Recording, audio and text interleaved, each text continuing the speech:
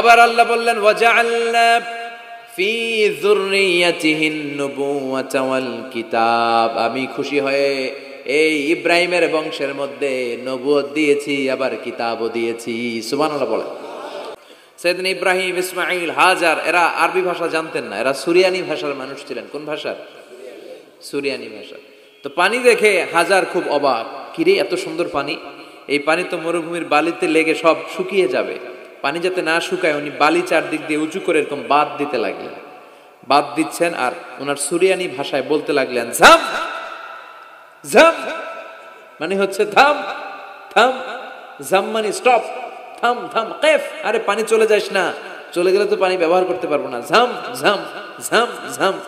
ওনার মুখনিসৃত এই ঝাম ঝাম শব্দ দুইটা আল্লাহর এত ভালো লাগলো, কিয়ামত পর্যন্ত এই কুয়ার নাম আল্লাহ ঝামঝামের কুয়া বানাই দিলেন। এটার নাম বিইরু ঝামঝাম।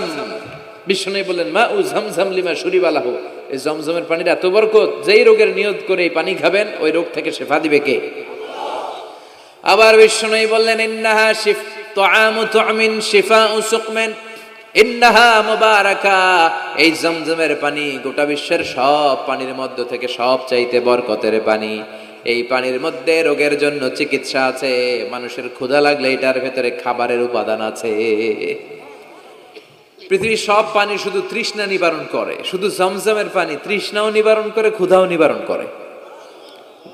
জাপানের কিছু জিওলজিস্ট, ভূতত্ত্ববিদ গবেষণা করে পেয়েছে এই পানির মধ্যে ফুড সাপ্লিমেন্টারি আছে, মানে খাদ্যের পরিপূরক। কিছু না খাইয়ে এই পানি খাইলে ক্ষুধা নিবারণ হয়ে যায়। আবার বিশ্বনবীকে যখন সিনা চাক করা হবে, মেরাজ রজনীতে সাইয়েদনা জিবরাইল বিশ্বনবীর গলা থেকে নাভি পর্যন্ত পুরোটা কেটে হৃদয়টা বের করে এই ঝমঝমের পানি দিয়ে ধৌত করেছিলেন। তার মানে এই ফ্যামিলি যেইখানে হাত লাগাইছে ওইখানে বরকত আছে না নাই? যেখানে হাত ওইখানে বরকত। বাবা পা লাগাইছে মাকাম ইব্রাহিম, ছেলে পা লাগাইছে ঝমঝমের কুয়া, হাজার দৌড়দৌড়ি করেছে, আস-সা'য়ু বাইনা সাফা ওয়াল মারওয়া হজের মধ্যে ওয়াজিব করে দিয়েছে কে?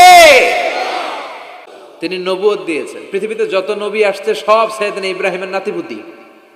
সব কি বিশ্বাস হয় না?